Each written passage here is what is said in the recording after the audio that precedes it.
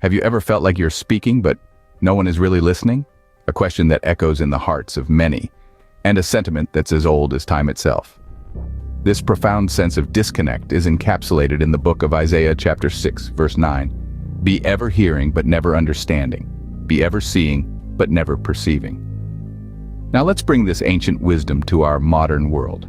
We live in an era where we're inundated with information from all sides. Social media feeds, news outlets, classrooms, you name it.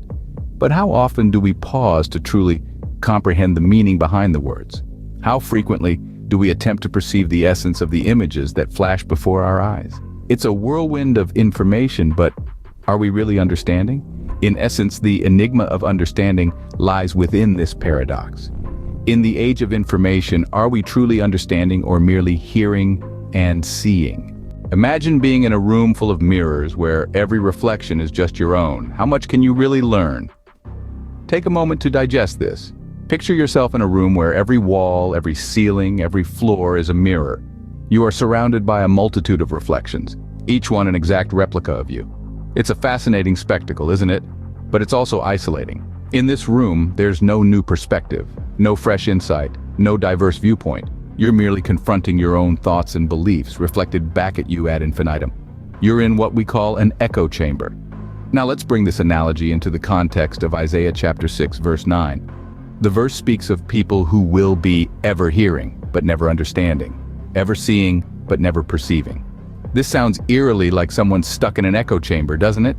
Someone who hears only their own voice bouncing back at them, sees only their own reflections.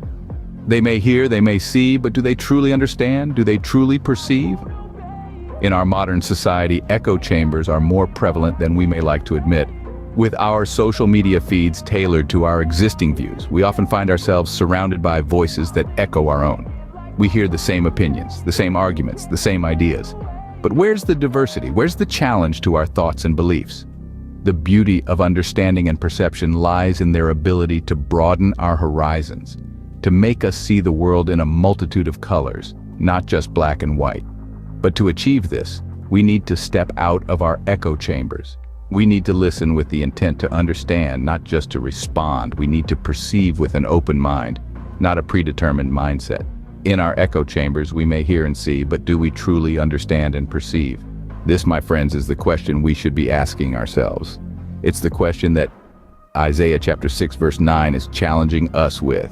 It's the question that could, quite possibly, change the way we interact with the world around us. What if we could break free from this cycle of hearing without understanding, seeing without perceiving? Ponder on this for a moment. In the book of Isaiah, chapter 6, verse 9, we're reminded of the challenge. To hear, yet not comprehend. To see, yet not perceive. This is a call to higher comprehension, a call to break the cycle. But how do we do it? Well, it starts with stepping out of our comfort zones, actively seeking diverse perspectives. It's about engaging with ideas and beliefs that may not mirror our own, but they broaden our understanding of the world. They make us more empathetic, more human. Next, let's talk about active listening. It's not just about hearing the words spoken to us, it's about understanding the emotion, the context, the subtext. It's about showing that we value the speaker and their thoughts. This is an art that takes practice, but its rewards are immense. Lastly, we need to spend time in reflection. This is where the magic happens. By reflecting on our experiences and thoughts, we can gain deeper insights and understanding. We can connect the dots, see the bigger picture, and truly perceive.